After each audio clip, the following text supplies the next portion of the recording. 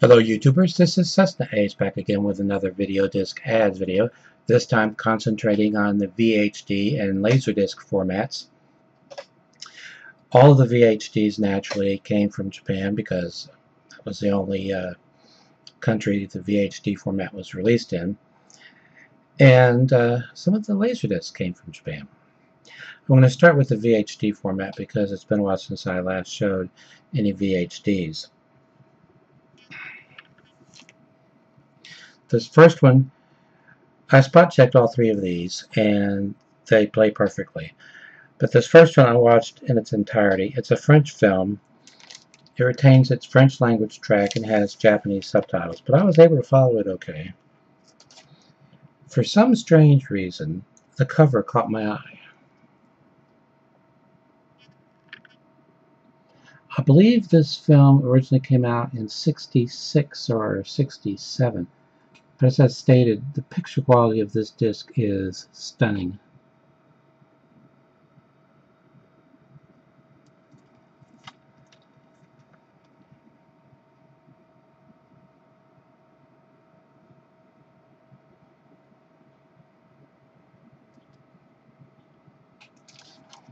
Okay. As is usually the case with VHDs and Japanese release LaserDiscs, there are inserts. Well, there's an insert for this one. A reproduction of the cover in black and white with Japanese text underneath and on the back.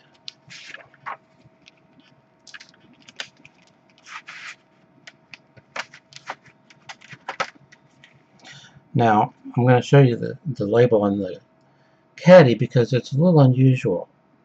All the other caddies I've run across have had rather plain labels on them, but this one is rather colorful.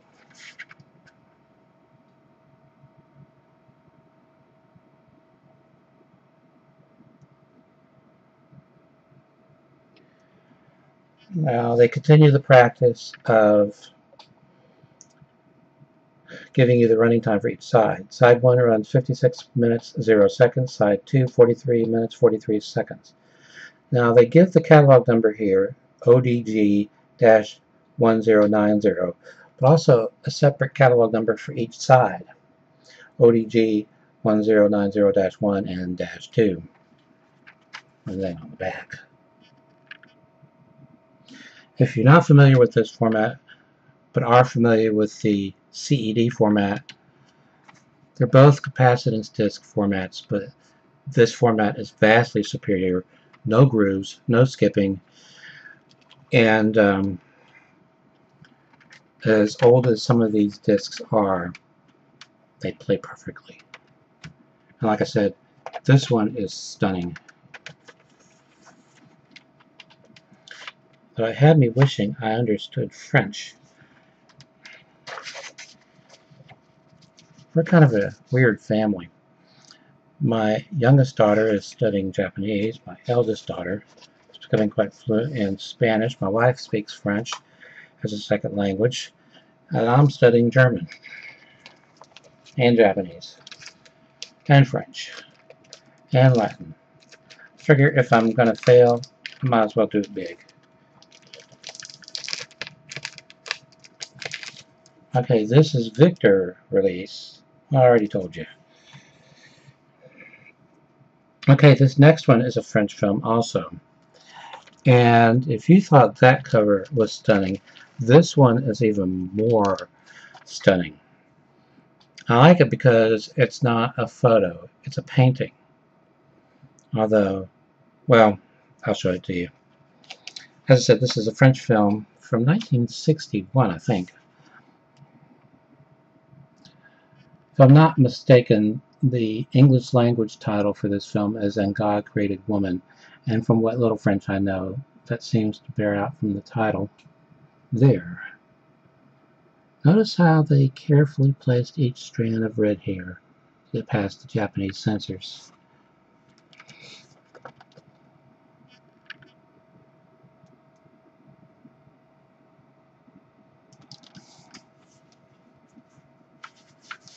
But those are my favorite kind of covers, whether they're LaserDisc or any other format. Painted covers rather than just photos. This is your typical label on a VHD caddy.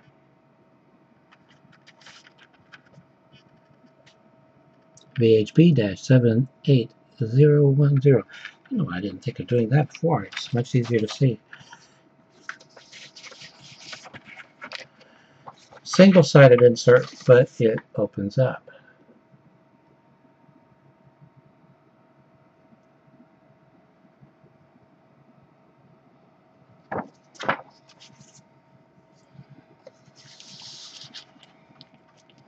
Even if I didn't collect the VHD format, which I do, because I have a VHD player,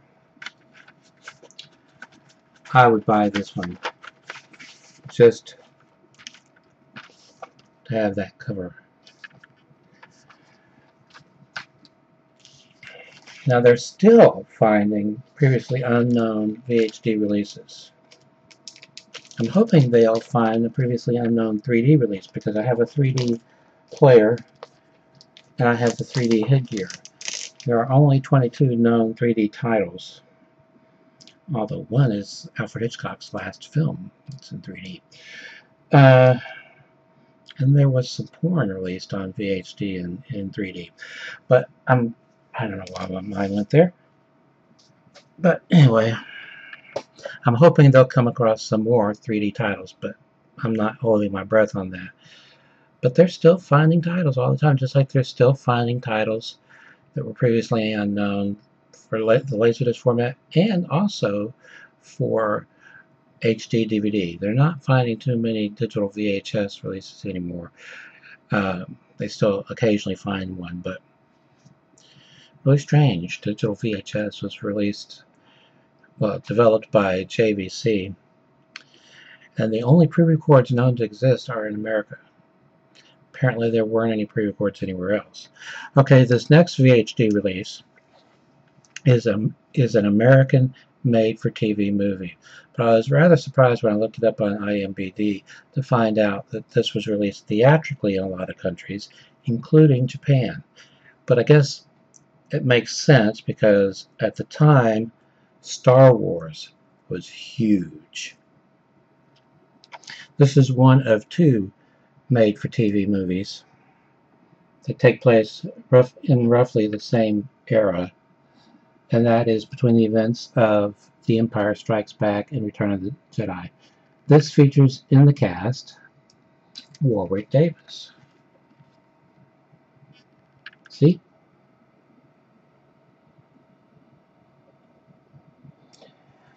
As I stated, this was released theatrically in Japan and a lot of other countries.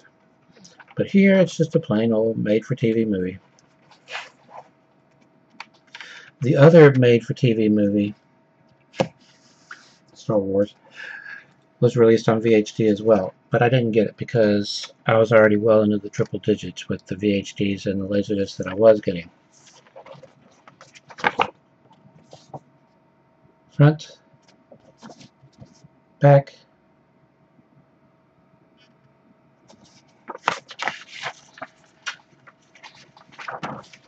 and the interior.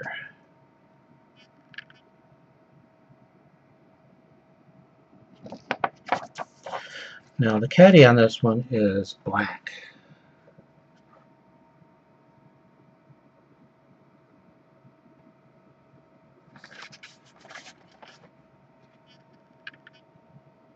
Can't make that out so well.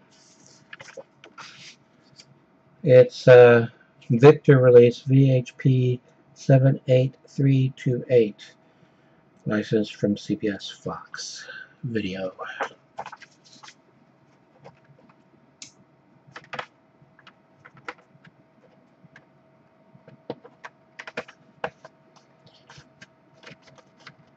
It'd be great if this format were still around because there's so much being produced in 3D now.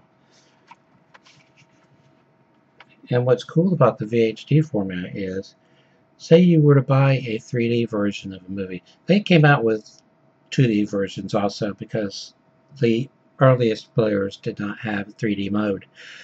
But take a 3D disc, this one's not, but take a 3D disc and put it in a player that's only 2D, plays just fine. And the format was developed so that it doesn't matter whether the disc or the player are NTSC or PAL or CCAM or whatever, everything is compatible. This is release VHP 78328, if I didn't already say. Okay, now for the LaserDisc. I'm going to show them in alphabetical order, although I'm going to start with the letter V because I've had this one for a long time, but I haven't been able to show it because it starts with the letter V, which is near the end of the alphabet. Now, I used to have a copy of this LaserDisc, but it was really, really, really bad. It had the worst case of oxidation I'd ever seen, or what some LaserDisc collectors refer to as LaserDisc cancer. Horrible. I eventually broke it in half and threw it away, but I kept the jacket in case I found another copy. The disc was fine, but the jacket was messed up. But then I happened to come across a factory sealed copy, and it's going to stay factory sealed because ignorance is bliss. If I don't know it's defective, then it's not. The Virgin Queen of St. Francis High.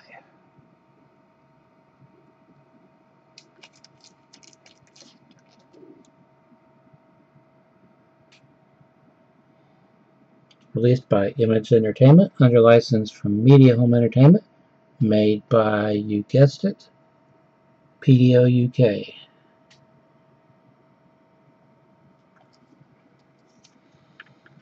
This is release, Image Entertainment release ID 5273ME for media.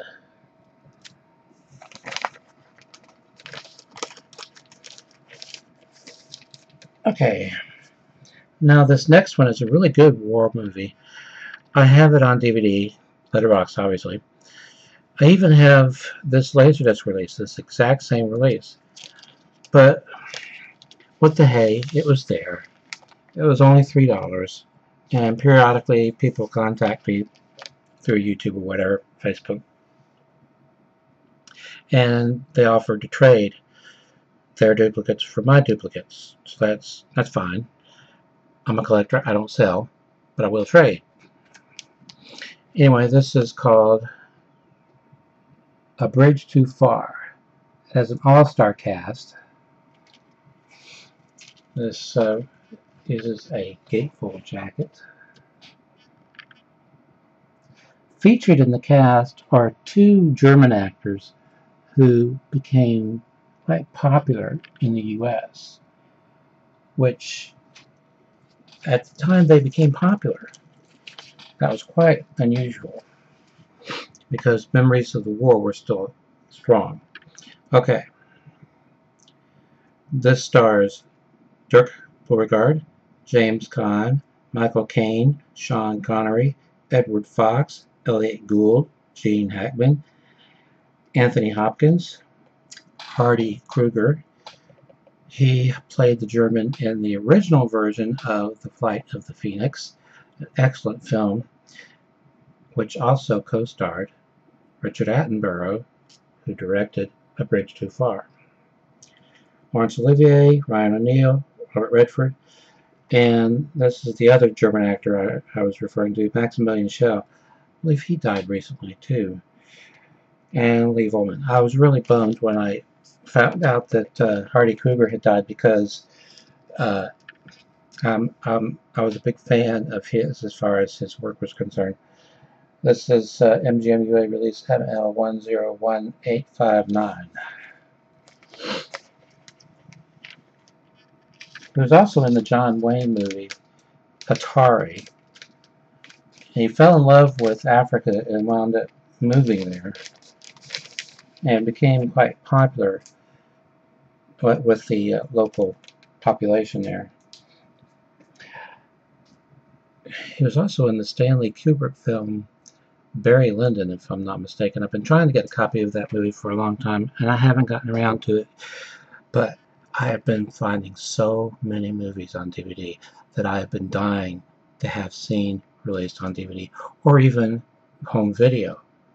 Something I've been looking for on home video in any format, and I haven't found them.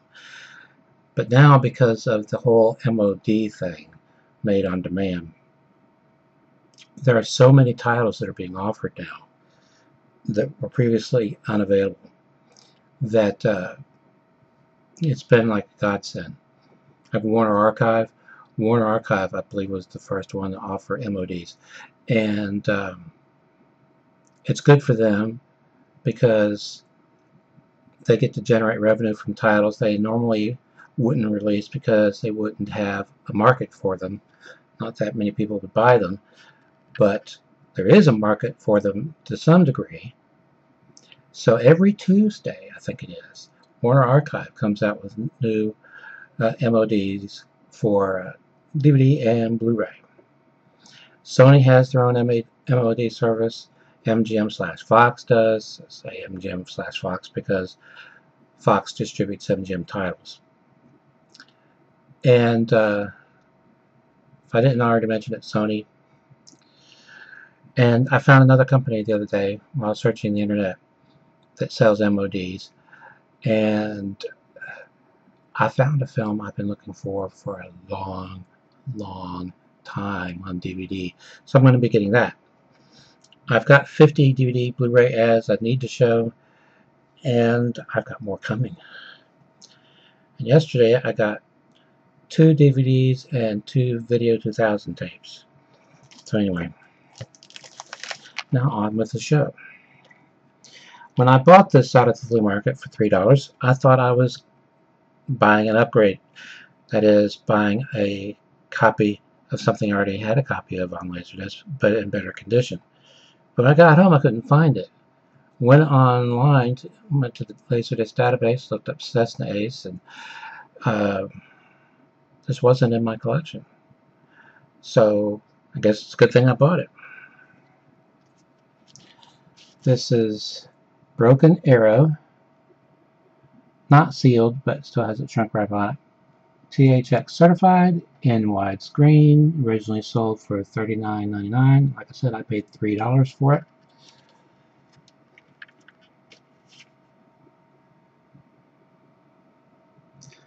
Fox like to confuse people. Like right here, they say 20th Century Fox Home Entertainment, but on the spine it says Fox Video. Sometimes you would see on their LaserDisc the 20th Century Fox Home Entertainment logo, and then right beside it either Fox Video or CBS Fox Video. Either they were trying to confuse people or they couldn't make up their mind which one they wanted to use.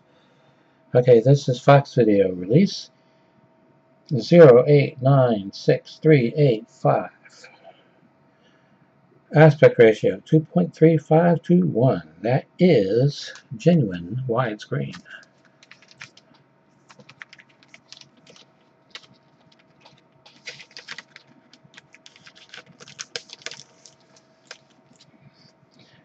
Okay, this is another one that I bought that I'm having it in my mind that I already had a copy of it, and I did already have a copy of it, which is open, but this one is sealed. Congo, THX certified, letterboxed, and also AC3 Dolby Digital encoded. It's an early version of Dolby Digital 5.1. I've even got some UK released DVDs that are AC3 encoded. How strange is that? Anyway, this is Paramount Home Video release LV33038-WS. Now this next one stirred up a bit of controversy or controversy depending on where you live. When I went to the LaserDisc database, because the title was already in there, but not this release. It had a different catalog number. Not only that, when I submitted photos of it to prove that it existed, the information I had was wrong. I had bought it from Rico Banchow, and I already had volumes 1 and 2, and they said this was volume 3, but it's not. It's volume 5. And Julian was able to verify that because, in addition to French and English and everything else, he is fluent in Japanese. Now, there was a lot of Hanna-Barbera released on LaserDisc, both in the US and in Japan, but in Japan there seems to have been a ton of it. Whereas in the Netherlands, it appears that their favorite studio was Filmation, because there was a ton of Filmation titles released on LaserDisc in the Netherlands. But be that as it may, this title was issued, and then it was reissued, and then it was reissued as part of a box set. This is the first reissue, if that makes any sense. It has a different cover than the original issue, different catalog number, and so forth. Now, there was a very popular Hanna-Barbera series called Wacky Races. I have some of those volumes on Japanese LaserDisc. I have the entire series on a US release DVD box set. But that series spawned a number of spin-offs. One of them being Dastardly and Muttley. Now, I've got volumes 1 and 2. This is a reissue of volume 5.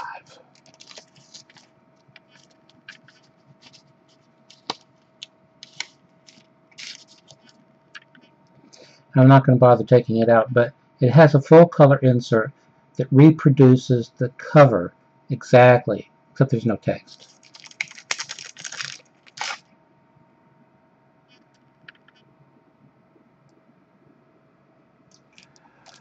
Okay, this is Columbia VideoDisc release COLC-3058, made by Nippon Columbia. Every Columbia VideoDisc release I have was made by Nippon Columbia. Somebody, I don't remember who it was, at the LaserDisc database asked me for my opinion of Nippon Columbia.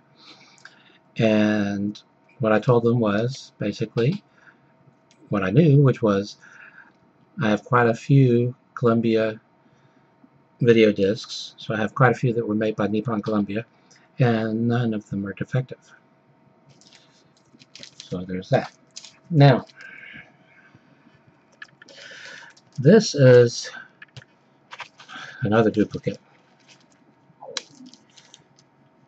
I knew I already had this one, but this is a slight jacket upgrade, if you know what I mean. And when I show you the front, you're not going to believe it was released by a subsidiary of Disney, but it was. Exotica. That subsidiary being Miramax, which they have since divested themselves of, but they still own the Miramax at this point. I know because it has a Disney catalog number. Siskel Niebert. Too enthusiastic. Thumbs up. Aspect ratio 1.66 to 1, which explains why it says letterbox is not widescreen, because that's not very wide.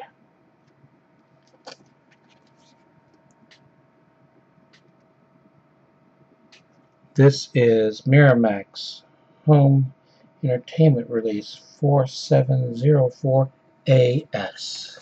That is a Disney catalog number. Okay. Now,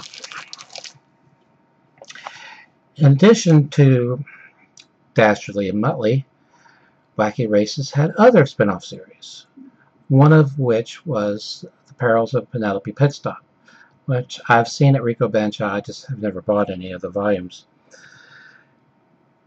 And then there was another series I didn't know existed.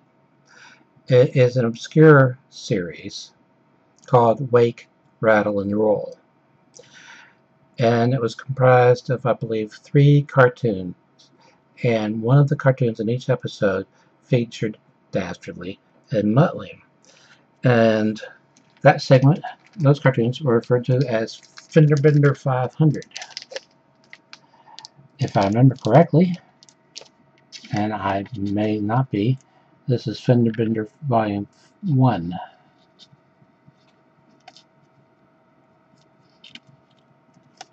This too has a color insert which reproduces exactly the front cover minus text.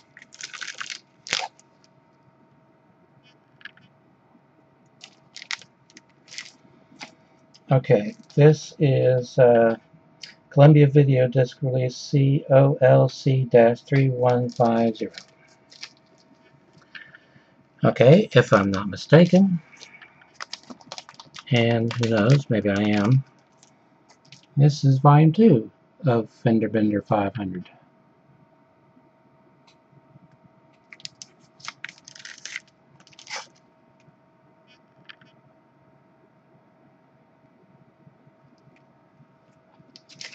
This is Columbia VideoDisc release COLC-3151. Now, if I'm not mistaken, this is Fender Bender Volume 3, Fender Bender 500 Volume 3.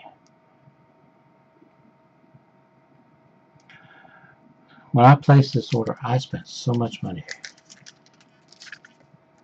As you know, it's expensive shipping from Japan. Did I already say that? I can't remember. This is Columbia VideoDisc release COLC-3152.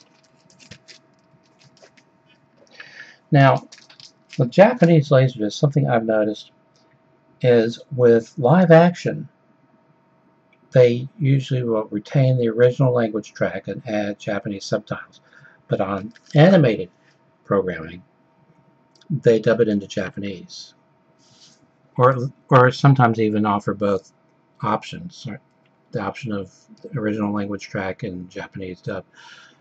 But it makes sense why they do that, because these are aimed at kids, and kids are still learning their characters. So it makes sense to me, anyway.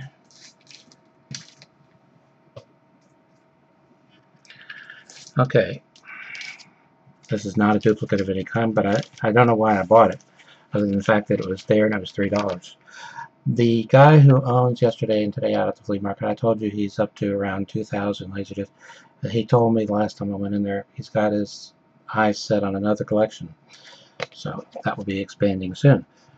This is called the Flamingo Kid.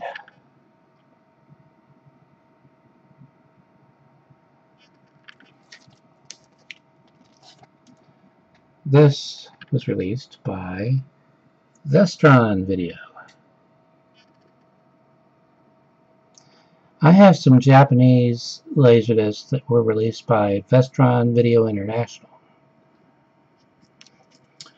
or at least licensed from them. This is Vestron Video Release VL5072. How are we doing for time? I don't want to go over too far over 30 minutes anyway, because it takes too long to upload, and I run the risk of boring you all silly and you leaving. If I remember correctly, this one says on it, manufactured for Discovision Associates. Yep. 1981, manufactured by Discovision Associates for NFL Films. Has its original shrink wrap on it.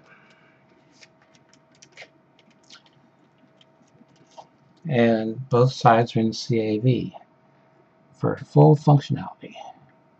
Football Follies and Sensational 60s. Football Follies is on one side, Sensational 60s is on the other.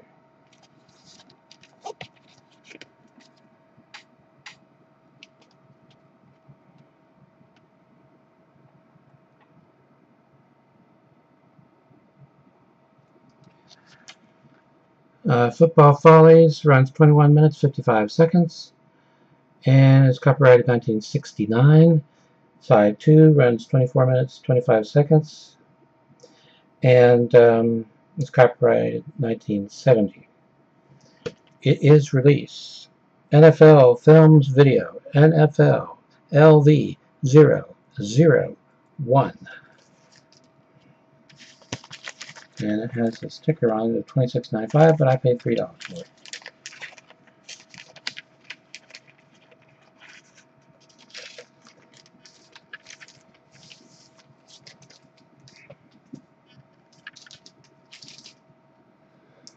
Okay, I looked this up in several book movie guides that I have, and it's not in any of them, although I could find it at IMDb.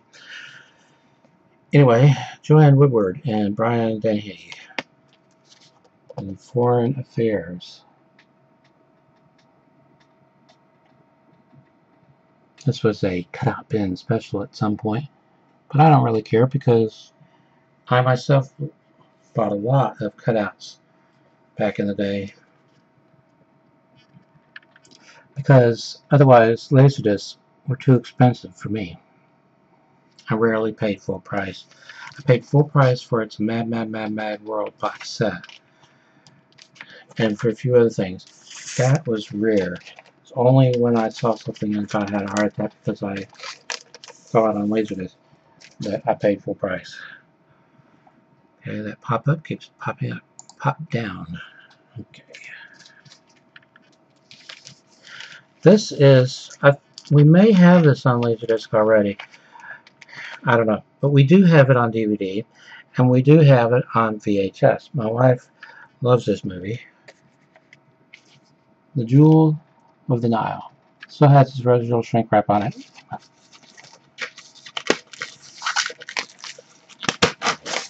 It did. It's too loose for my liking. If it gets too loose, air can get between the shrink wrap and the jacket. And when that happens, you could wind up, if I had done that and peeled off part of the artwork, you would have seen what I was getting ready to say. Director of Photography, Jan DuPont. How about that?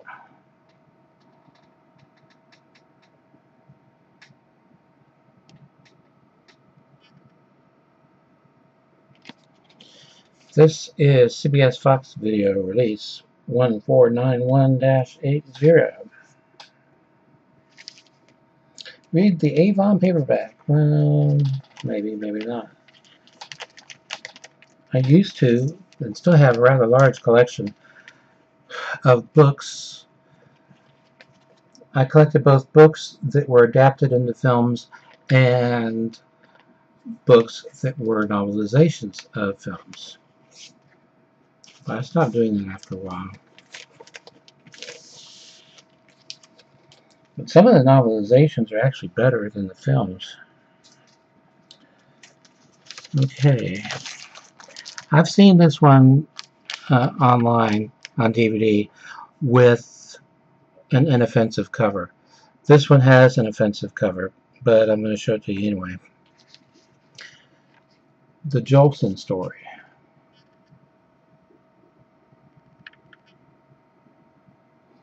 I have another movie that dramatizes his career that does not have this offensive cover either. So I don't know why RCA Columbia went that route, but they did.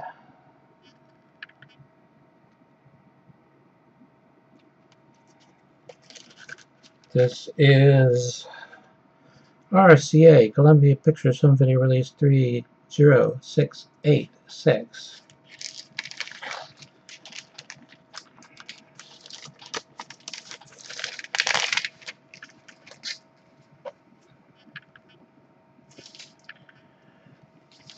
Okay. Don't know why I bought this, other than the fact that it was there. It was $3 and it was factory sealed. Still is. Much Ado About Nothing. Now maybe somebody out there will say, hey, that's a really good film. Maybe not. This is Columbia TriStar Home Video Release 71756.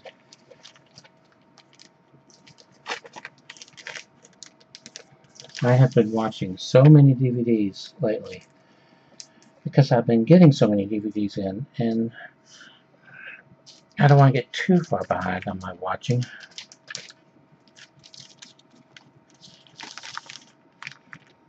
Okay, The Name of the Rose. Sean Connery. Paid $3 for this one, even though it's marked $39.95. From Embassy Home Entertainment. This is release 13426. I thought I saw something momentarily. I'm not seeing it now. Well, I'm not seeing it on the back. It says copyright 1986, 20th Century Fox. Oh, come on.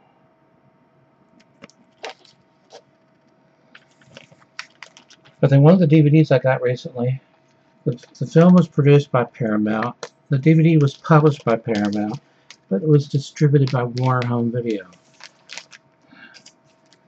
I cannot keep up with why companies keep changing that sort of thing. I can understand why MGM doesn't distribute their own films because they're cash poor most of the time. But Paramount? This still has its original shrink wrap on it, but it's not factory sealed. Nate and Hayes.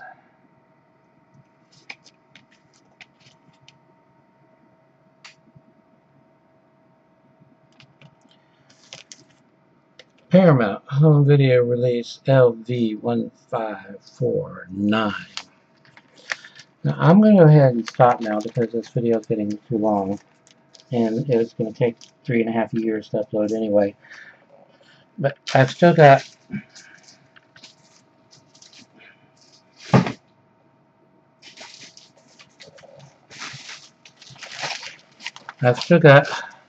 that many in here, and then I have another bag just like this one that's full of lasers.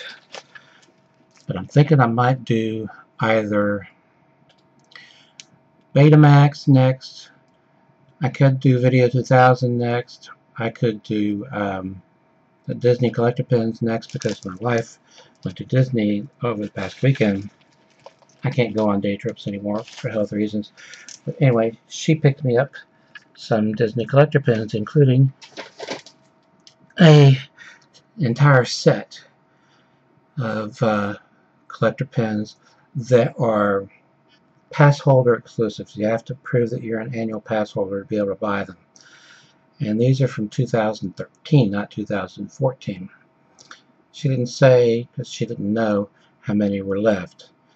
But she also mentioned, I believe I mentioned in a previous video, well, I know I did, that I have a collector's guide that pictures over 17,000 different Disney collector pins. It's volume 1. I never have seen volume 2. My wife saw volume 2. But she didn't get it because she said it looked like it had been through a couple of world wars. And she knows how particular I am about books. When I read a book, I open it like this, and I read it like this so I don't crack the spine. That's how anal I am. Anyway, until next time, stay awesome.